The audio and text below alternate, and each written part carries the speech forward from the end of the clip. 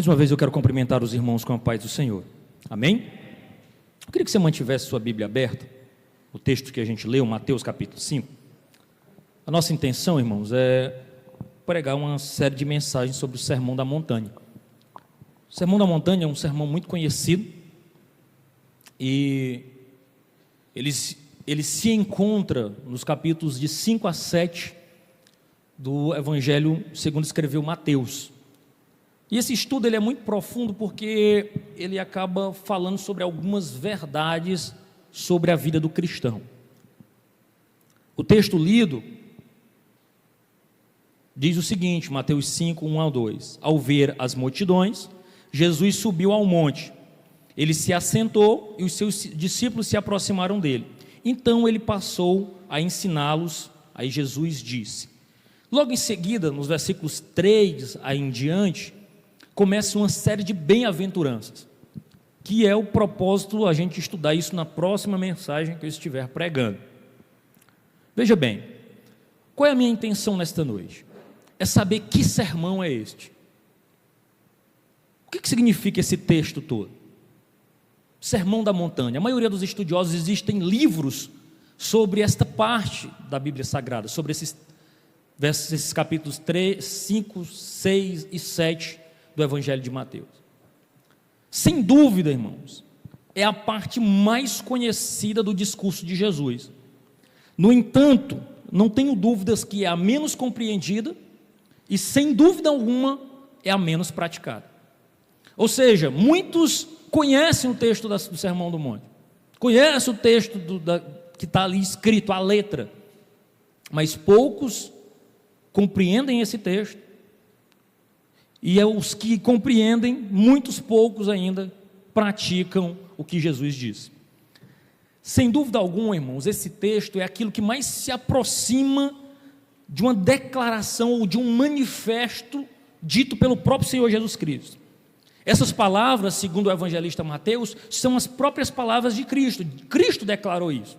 De modo que ali Jesus está dizendo o que ele quer que os seus discípulos sejam e o que eles esperam que os seus discípulos façam.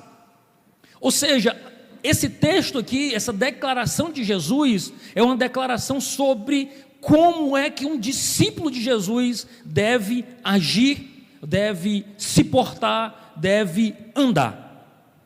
Eu não tenho dúvida alguma que aqui Cristo apresenta uma contracultura. O que a gente precisa definir nesta noite é: a cultura é aquilo que o povo se acostumou a fazer, é aquilo que o povo faz tradicionalmente, é aquilo que virou hábito na vida das pessoas. Um exemplo disso nós somos piripirienses, a maioria de nós, e nós estamos inseridos numa festa religiosa tradicional de uma outra igreja. E todo o período desse ano, tudo para em função disso. Então é uma cultura que se estabeleceu na cidade, só para a gente ter um exemplo. O fato é que aqui Cristo olha todo aquele cenário, mas que cenário era esse? Que cenário era que Cristo estava visualizando para ele apresentar esse manifesto, essas declarações poderosas? Deixa eu te contextualizar. Cada geração que passa, geralmente ela não se dá muito bem com aquilo que herdou. Ou seja, muito provavelmente os nossos filhos vão olhar para o mundo que eles receberam de nós e vão se queixar, dizer: olha, fizeram coisas erradas demais, vamos corrigir.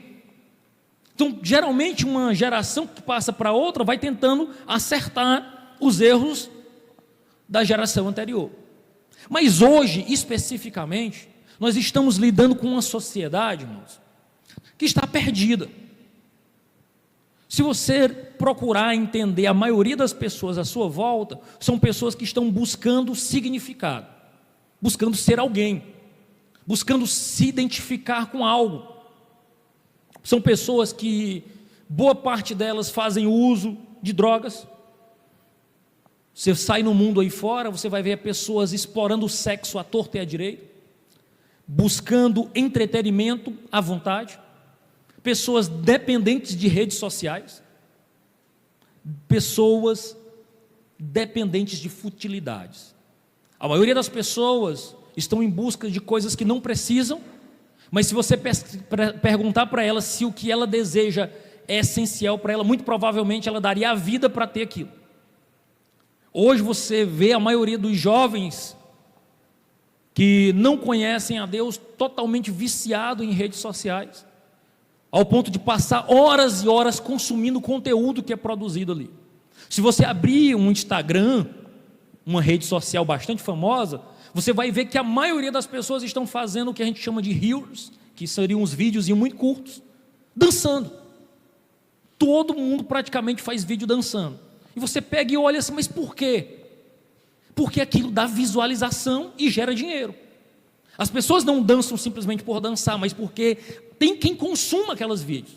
Quanto mais ela dança, e se a letra for mais indecorosa, se fizer humilhação, se fizer apologia ou alguma conotação sexual, aí é que tem views mesmo.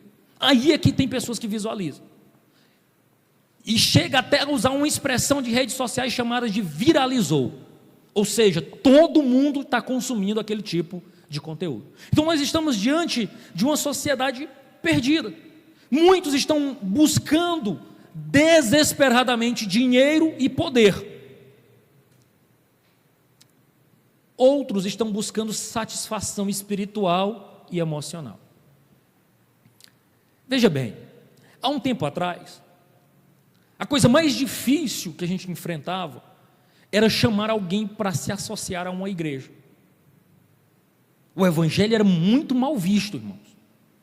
E eu quero dizer para você que o cenário mudou muito. A maioria das pessoas não tem problema nenhum com o evangelho. Eles só não querem cumprir o que o evangelho diz. Se você chamar qualquer um dos seus conhecidos, eles vão até a igreja. Eles assistem um culto sem problema nenhum. Se você mandar um link de um culto, vai ter amigos seus que vai botar até aquele sinalzinho de amém, bater palma. Só que ele vai virar as costas e vai seguir a vida dele. Porque ele ama ouvir a palavra, olha, Deus vai te abençoar, Deus pode mudar a tua história. Mas ele não quer um compromisso com Cristo, ele quer a bênção que o evangelho pode trazer para ele. Então essas almas perdidas estão batendo na porta da igreja. E qual é o problema, irmão Adonias? Se o pecador está querendo Jesus, está ótimo, não está? Estaria, se a igreja estivesse se portando como igreja. O grande problema é que a igreja, em alguns aspectos, começou a internalizar os conceitos do mundo. E em alguns lugares, a igreja se parece mais com o mundo do que com a igreja. Então o mundo está perdido, desejando um encontro com Cristo, vai até a igreja e não encontra Cristo. Encontram pessoas dizendo que o que importa é ser feliz, que o que importa é que Jesus ama ela e que não falam absolutamente nada contra o pecado.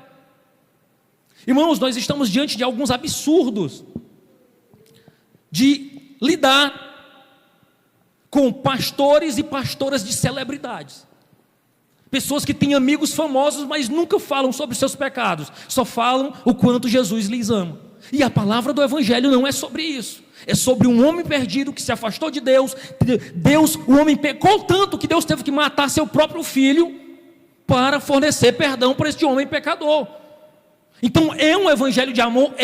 Mas é um evangelho de que aqueles que não abraçarem a fé em Cristo Jesus já estão condenados. E aí muitos têm procurado encontrar a igreja, mas têm encontrado uma versão gospel do mundo. Mudou-se apenas a placa. Irmãos, e não existe uma coisa mais terrível do que quando a igreja contradiz a sua verdadeira identidade.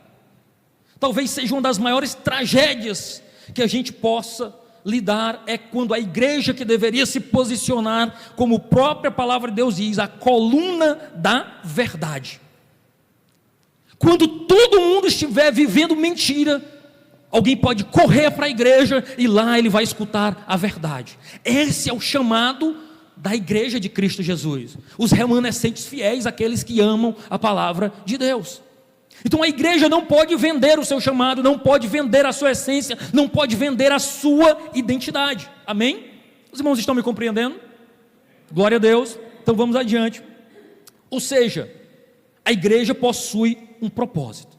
E o propósito eterno, histórico de Deus é que um Deus soberano chamou para si um povo exclusivo. Irmãos, servir a Deus é um aspecto de exclusividade, porque a própria palavra de Deus diz que Deus chamou um povo zeloso e de boas obras, ou seja, não é qualquer pessoa. Quando Pedro fala sobre isso, ele diz: ó, vós sois sacerdócio real, nação eleita, povo adquirido. Está falando de exclusividade, não está falando de qualquer um, está falando de um povo especial. Então a intenção de Deus é separar um povo santo, que ama a sua palavra e que pertence a Ele e lhe obedece, e que a sua maior vocação é permanecer na identidade para a qual foi chamado. O Senhor falando através de Moisés em Levítico 18, do 1 ao 4, olha o que Deus declara para o povo de Israel, o seu povo, o povo adquirido. Ele diz assim: ó, eu sou o Senhor vosso Deus, não farei segundo as obras da terra do Egito em que habitais, nem farei segundo as obras da terra de Canaã, para a qual eu vos levo, nem andeis nos seus estatutos, fareis segundo os meus juízos, e os meus estatutos guardareis, para andares neles. Eu sou o Senhor vosso Deus. 4 versículos. Deus inicia dizendo: eu sou o Senhor vosso Deus. Encerra dizendo: eu sou o Senhor vosso Deus. Por que você tem que obedecer a Deus? Porque Ele é o Senhor vosso Deus. Ele é Deus, Ele diz quem Ele é, Ele faz um apelo declarando a sua identidade. Os outros são deuses falsos, eu sou um Deus verdadeiro. Então a intenção de Deus é provocar nos seus filhos uma conduta diferenciada, é provocar nos seus filhos uma postura diferente.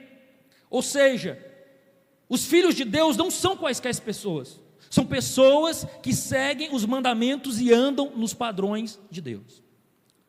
E aí eu aproveito e digo a seguinte frase para você: não há nada mais miserável do que quando um povo especial deseja ser um povo comum.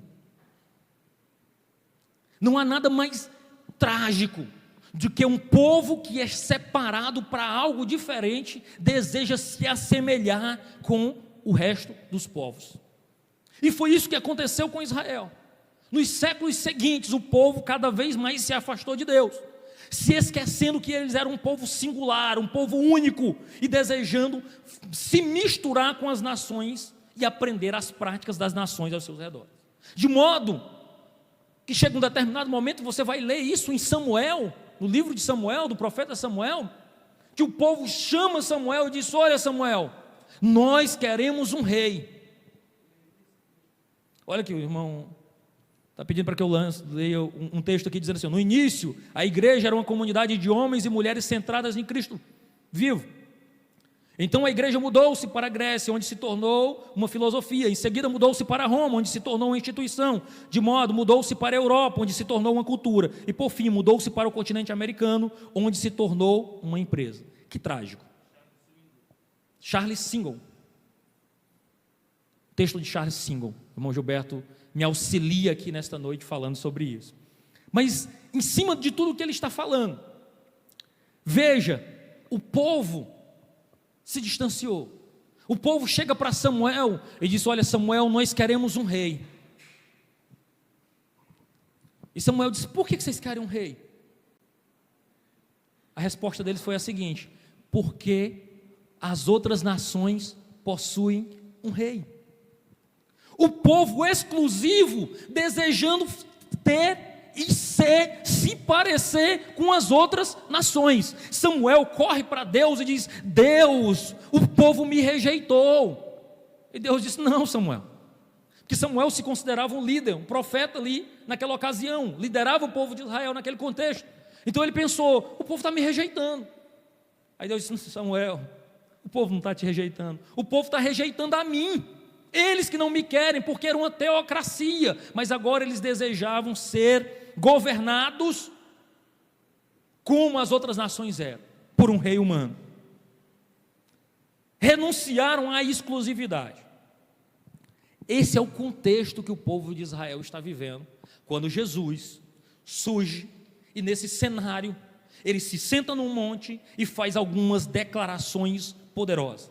Essas declarações estão no Evangelho de Mateus. Quando ele inicia o seu ministério público, logo após ser batizado, seguir para o deserto, ser tentado, e aí em seguida ele senta com essas multidões, no capítulo 5 do Evangelho de Mateus, e começa a fazer declarações. Essas declarações são declarações poderosas, porque ali ele estava fazendo um manifesto de um rei. Jesus se assenta ali numa posição de mestre, e ali ele declara e ele marca a cultura e a essência do reino dele. Ele começa a declarar palavras dizendo: olha, o reino que vocês tinham era esse, mas agora nasce um reino que é diferente. E esse reino que surgia no meio da história bradava: arrependei-vos, porque está próximo o reino dos céus. O sermão do monte, irmãos, ele descreve arrependimento, e a palavra para isso é metanoia, ou seja, uma mudança na mente, e retidão, ou seja, um reino de arrependimento e retidão. O sermão do monte, ele descreve como seria a vida em comunidade, quando se está debaixo do governo do reino dos céus. A ideia do manifesto de Cristo era: se vocês me aceitarem como o rei de vocês, vocês viverão de acordo com estas palavras que eu estou declarando. Que sermão é esse? É isso que eu estou falando para vocês. É um sermão poderoso, é um sermão que mostrava que aqueles que estão sob o governo de Deus têm suas vidas transformadas. Eles passam a ser diferentes. O verdadeiro discípulo vivia uma vida inteiramente diferente. Ele vivia para a glória de Deus, com um padrão de conduta, não das pessoas que o cercavam, mas seguindo o padrão do reino dos céus. Irmão, ser crente em Jesus não é ser influenciado pelo que o mundo está lhe ditando. Nós vivemos naquilo que nós chamamos de contracultura. O crente vive na contramão do mundo. Se o mundo aprova algo, nós estamos na contramão daquilo, porque nós fomos chamados para não nos assemelhar ao povo da terra, como diz Mateus 6:8, que talvez seja o texto-chave do Sermão da Montanha, Mateus 6:8, que diz assim: não vos assemelheis, pois, a eles. Todo cristão, irmãos, deveria bradar com esta palavra no seu coração. Toda vez que você desejar aquilo que o mundo oferece, toda vez que você desejar aquilo que aqueles que não conhecem a Deus têm, possuem ou fazem, devem bradar no seu coração através do Espírito, dizendo: não vos assemelheis a eles. Você é exclusivo, você foi chamado para algo maior e melhor. O caráter deles, daqueles que servem a Jesus, é completamente diferente daquele que é admirado pelo mundo. Nós deveríamos brilhar, ou devemos brilhar, como luzes. A justiça que está e impera na nossa vida deve ser maior do que a justiça que opera no mundo.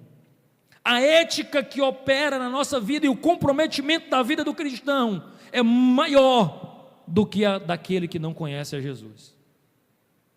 O amor também deve ser maior do que aquele que não conhece a Jesus. Jesus passa o sermão da montanha inteiro fazendo um contraste, fazendo uma comparação. A primeira comparação que Jesus faz é entre o cristão e o não cristão. Veja que em todo momento Jesus faz uma comparação entre aqueles que servem a Ele e os gentios, ou compara-os com as nações pagãs que estão à volta dele. Veja o que ele diz aí, no 5:44 a 47. Jesus dizendo assim: os pagãos amam-se e saúdam uns aos outros, mas o cristão tem de amar os seus inimigos. Os pagãos oram segundo o modelo, com vãs repetições, mas os cristãos devem orar com humilde reflexão de seus filhos, do seu Pai que está no céu. Aqueles que não conhecem a Deus preocupam-se com suas próprias necessidades materiais, mas os cristãos devem buscar primeiro o reino de Deus e a sua justiça. Veja a comparação. Jesus está dizendo: olha, aquele que me segue anda desse jeito, o que está no mundo vive assim, mas aquele que me abraça e diz que eu sou o seu Senhor vive de outro modo. Mas Jesus não só compara os seus discípulos com aqueles que são gentios, que não são de Israel, ele também compara com os que são de Israel. Ele usa frequentemente a figura do escriba e do fariseu, dois grupos distintos. Uns doutores da lei, os escribas eram especialistas, eram copistas, eles que escreviam a lei, eram homens letrados, tinham uma boa formação teológica. Os fariseus, apesar de ser uma seita da época, era a seita popular da época, eles serem muito rígidos na doutrina, não eram tão teólogos assim, eles tinham mais devoção do que uma teologia boa. Então Jesus está comparando e dizendo: olha, o crente ou cristão não tem a sua ética, a sua moral variável ou modificada como a dos escribas, que dependendo do vento eles creem de um modo, eles vivem de um modo, e também não tem a sua devoção cristã, como a hipocrisia praticada pelos fariseus. Note que até, eu acho que na sexta passada o irmão Gilberto lembrou-nos que os fariseus eram sinônimos de pessoas falsas, que tinham uma hipocrisia atrelada a eles. Inclusive adotou-se essa conotação com o tempo, porque eles eram homens, como o próprio Jesus diz, que eles ficavam orando em pé nas esquinas para dizerem que eram religiosos, que oravam mais do que os outros. Eles tinham esse aspecto de demonstrar uma religiosidade pública.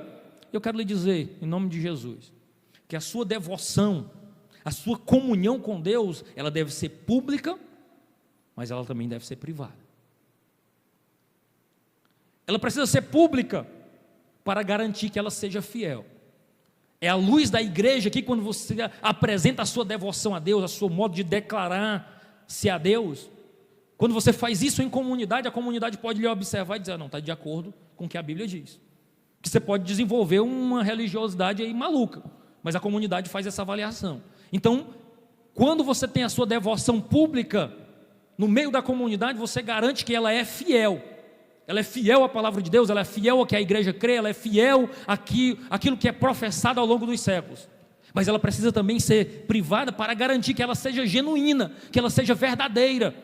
É assim que Jesus pega e diz: olha, ao orares, entra no teu quarto, fecha a tua porta e fala com teu pai em secreto. Tem Deus, você não vai mudar o seu tom de voz, você não vai usar palavras bonitas para dizer quanto que Jesus é maravilhoso, você não vai usar uma expressão fora do normal. Sozinho com Jesus você está nu diante dele.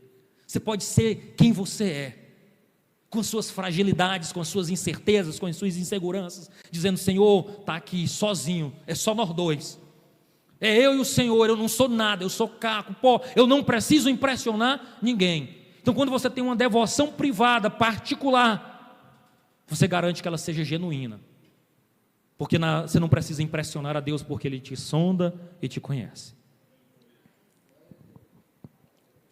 Mas veja bem, Jesus queria traçar um paralelo, mostrar que o crente, o discípulo de Jesus, ele é diferente tanto da igreja nominal, que só tem nome que é a igreja, como também é diferente do mundo secular, aquele que abandonou a fé.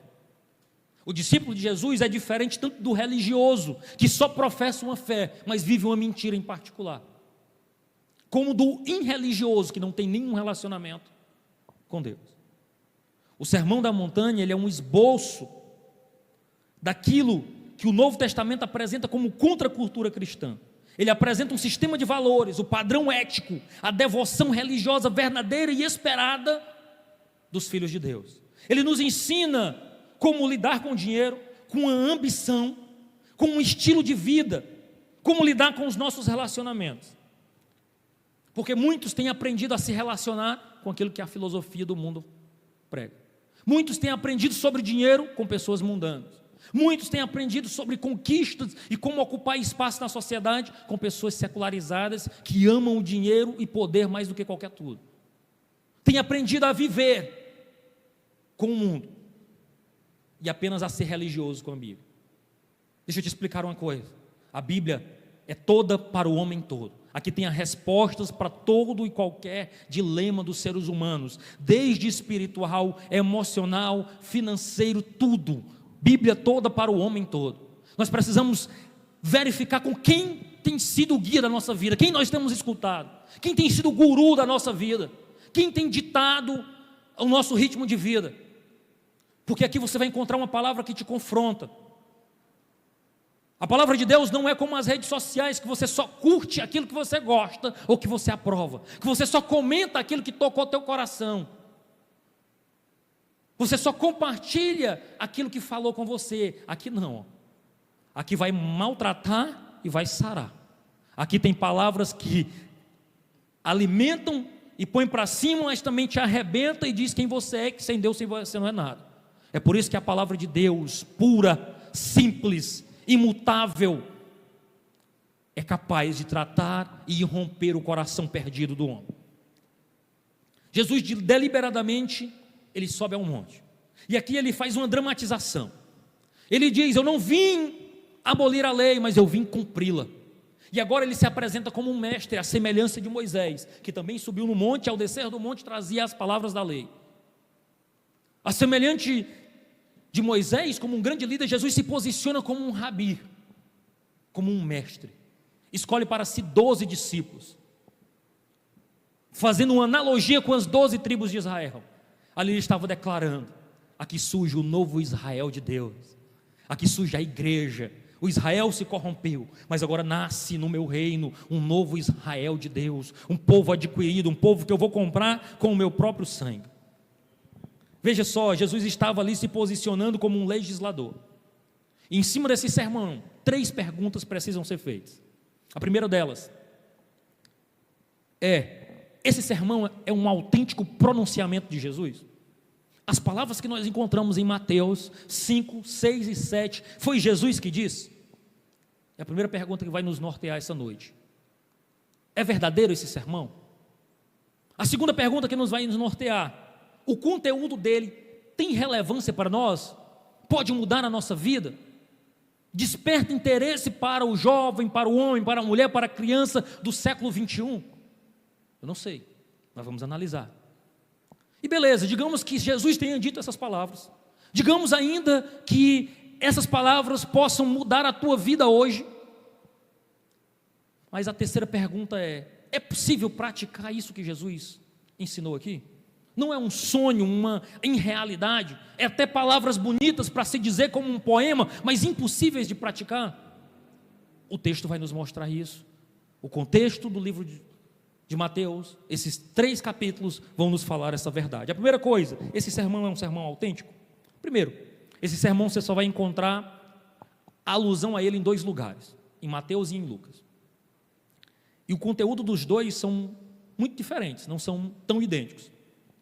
O de Lucas é muito curto, tem apenas 30 versículos. O texto de Mateus tem 107 versículos, ou seja, quase mais que o triplo do tamanho. E aí, muitos estudiosos têm se debruçado sobre esse texto e pensado. Muitos olham para o sermão do monte e não acreditam que ele tenha sido uma mensagem pregada por Jesus ali no monte de uma única vez, porque é um sermão extremamente profundo. São muitas palavras ditas ali. Alguns acreditam que tenha sido vários discursos de Jesus que tenham sido juntos como uma verdadeira coxa de retalhos. Há quem acredite ainda que a diferença entre o texto de Lucas e o texto de Mateus se deve ao fato de que eles 2 ouviram esse sermão em momentos distintos, em momentos diferentes, e cada um anotou a sua maneira, dizendo que eles ouviram a mesma coisa, mas que Mateus, ao redigir o seu texto, acrescentou mais outras palavras de Jesus dita em outros momentos diferentes. No entanto, o que eu quero crer é que o Espírito Santo, que conduz e inspira o pregador, ele fez a verdadeira seleção daquilo que nós poderíamos ouvir. E que esse material, embora não tenha sido dito num único dia, numa única hora, num único momento, esse sermão tenha sido, quem sabe, uma coleção de vários ensinos de Jesus. O primeiro patriarca, o pai da igreja, que usou a expressão para esse texto como Sermão do Monte foi Agostinho, bispo de Hipona, ele que fez alusão. Mas alguns estudiosos acreditam que talvez a melhor expressão para ele fossem os ensinamentos do monte, que seria um momento especial que Jesus reuniu os seus discípulos para ensinar a profundidade do Evangelho. Ou seja, sem dúvida alguma, essas palavras foram ditas por Jesus. Essas palavras representam o que Jesus pensa e espera de cada um daqueles que professam o seu nome como Senhor e Salvador. O Sermão da Montanha é autêntico. O Sermão da Montanha é para mim e para você, é para a nossa vida. Foi dito por Jesus, garantido nas Escrituras através dos homens de Deus que, inspirados pelo Espírito Santo, guardaram esse texto para nos impactar. Ótimo, é um sermão autêntico. E agora? Ele é relevante para a vida moderna? Ele traz alguma coisa que pode ajudar os nossos relacionamentos? Veja, nós vemos aqui Jesus na arena pública, um homem perfeito, se relacionando com o próximo, sendo perseguido, mas agindo como sal, como luz. Jesus era um patrocinador da paz, era um homem admirado e servido por muitos, é um homem que dividiu a história, trabalhou para a expansão incansavelmente do reino de Deus.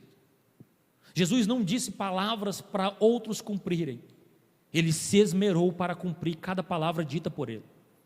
Você pode analisar as Escrituras, o Jesus histórico e o Jesus bíblico, você vai ver que mesmo aqueles que não creem em Jesus como Salvador, o admiram como profeta, porque ele foi um homem impecável, um homem reto. Então Jesus não fez um sermão dizendo assim, ó, faça o que eu digo, mas não faça o que eu faço. Cada palavra dita para ele, por ele, ele mesmo se esmerou para cumpri-las. Então são palavras do próprio Senhor Jesus. E ele prossegue o texto, nos mostrando pelo menos 4 formas como o cristão age. Primeiro, a influência do cristão. Logo nos textos seguintes, ou mesmo no primeiro momento, ele vai falar não da influência, mas do caráter do cristão. Eu li com vocês o capítulo 5, versos 1 e 2. Do verso 3 ao verso 12, Jesus vai falar sobre as bem-aventuranças, 8 sinais, 8 características da conduta do cristão, que ao praticarmos, nós somos bênção na vida daqueles que estão próximos a nós. Jesus fala nos versos seguintes, de 13 a 16, sobre a influência do cristão. Nesse texto ele fala que o cristão se assemelha a sal e luz, que o cristão, ele tem uma influência poderosa, e usa metáforas, usa elementos conhecidos dos seus ouvintes. É absolutamente notável que qualquer pessoa consegue distinguir aonde tem sal e aonde não tem um sal. Se eu botar esse copo de água aqui, botar uns farelinhos de sal e disser, presbítero Gilberto, prove bem aqui, diga se essa água está beleza. Na hora que ele beber, se tiver sal, ele está salgado. Ou seja, onde o sal está, ele faz o quê? A diferença. Se nós apagarmos aquele disjuntor aqui, fica tudo no escuro. Mas se eu erguer uma luz de um celular, ou até mesmo o LED desta caixa de som, é possível a gente identificar um ao outro, porque aonde a luz está, tem diferença. Jesus ensina no Sermão da Montanha, dizendo, o cristão tem uma influência ímpar, ele é a diferença onde ele estiver. Louvado seja o nome do Senhor. Nos versos 17 a 48, Jesus fala sobre a justiça do cristão, e ele diz que a justiça do cristão é melhor do que a do ímpio. E ele usa exemplos como o homicídio, como o adultério, como o divórcio, como o juramento, como a vingança e até mesmo o amor. E para cada uma delas ele diz assim, ouviste o que foi dito? O que ele estava dizendo? Você sabe o que é que fazem por aí, o que o povo faz? Pois eu vos digo que vocês devem fazer assim. Jesus olha para a cultura da sua época e diz, olha, o cara se aproxima de outro e o mata. e ele o mata com uma faca, com um pau, com alguma coisa, ele vai lá e mata. E isso a justiça considera homicídio. Ele diz assim: é assim que o povo age. Mas eu, porém, vos digo que se tão somente você desejar no coração a morte do seu irmão, você já cometeu homicídio. Olha a profundidade daquilo que Jesus está trazendo. Ele está trazendo uma contracultura, irmãos. Ele está trazendo algo mais profundo. Ele está ampliando a lei moral. Ele está dizendo: eu espero dos meus filhos um rigor maior, melhor. Eu espero dos meus filhos uma postura diferente. Eu não chamei os meus filhos para ser igual ao mundo. Eu chamei os meus filhos para marcharem como luz, como pessoas íntegras no meio da sociedade. Pode ser que todo mundo esteja fazendo desse jeito, mas aquele que ama e serve a Jesus, às custas dos seus próprios prejuízos, ele age diferente, ele é crente. A piedade do cristão, versos 6, do 1 ao 18, ele diz que a nossa piedade, ela deve ser maior do que às vezes dos escribas e do fariseu. A nossa sinceridade, a nossa realidade como filho de Deus, deve ser maior e melhor do que aquelas que não conhecem a Jesus. Ele fala sobre a ambição do cristão, dos versos 19 a 34 do capítulo 6. Ele dizendo que o cristão tem uma ambição diferente. O cristão não ambiciona o que o mundo oferece. O cristão, ele analisa a sua devoção e as suas ambições, porque Cristo modifica o nosso coração em relação a bens materiais e a riqueza. Eu quero dizer para você que o crente que vive escravo de Mamon, ele precisa se converter urgentemente, porque nós não fomos chamados para sermos escravizados pelo dinheiro, pelaquilo que o dinheiro pode oferecer. Nós fomos chamados para viver na dependência de Cristo Jesus. Se você vive desesperadamente em busca de recursos financeiros, ao ponto de negligenciar até mesmo uma vida em família, uma vida em comunidade de fé, reveja o seu compromisso com Cristo urgentemente e peça para Deus lhe libertar disso. Os relacionamentos do cristão, verso 7, capítulo 7, do 1 ao 20. O crente que caminha com Jesus tem os seus antigos relacionamentos restaurados e os novos abençoados e multiplicados em nome de Jesus. A dedicação do cristão, do verso 21 ao 27. Essa dedicação é que não basta nós chamarmos o Senhor de Senhor. O fato é que nós precisamos ser sinceros no que dizemos, no que fazemos e no que ouvimos. Caminhar com Jesus exige um comprometimento profundo. O Sermão do Monte tem alguma coisa para nos oferecer? Sem dúvida. Ele pode orientar a nossa vida cristã, orientar o nosso coração para Deus. Cada um desses textos que eu mencionei com os irmãos, a minha intenção é ministrá-los em cada vez que eu tiver a oportunidade de estar pregando aqui na Assembleia Geral. Muito bem, nós entendemos que esse sermão tem algo a nos falar. Mas esse sermão é prático? É possível praticar? Uma coisa é eu convencer que esse sermão é relevante, que é uma boa teoria, que faz sentido. Outra coisa é saber se dá para praticar, se ele funciona na prática, se os seus padrões são atingíveis, porque quem sabe era apenas Jesus citando um poema ali de algo teórico impossível de ser praticado. Quem sabe a maioria dos comentadores, diante dessa realidade, defendam de imediato dizendo: olha, é impossível praticar isso aqui. Conhecendo o egoísmo humano, dá para falar para a pessoa ser mansa? Nunca.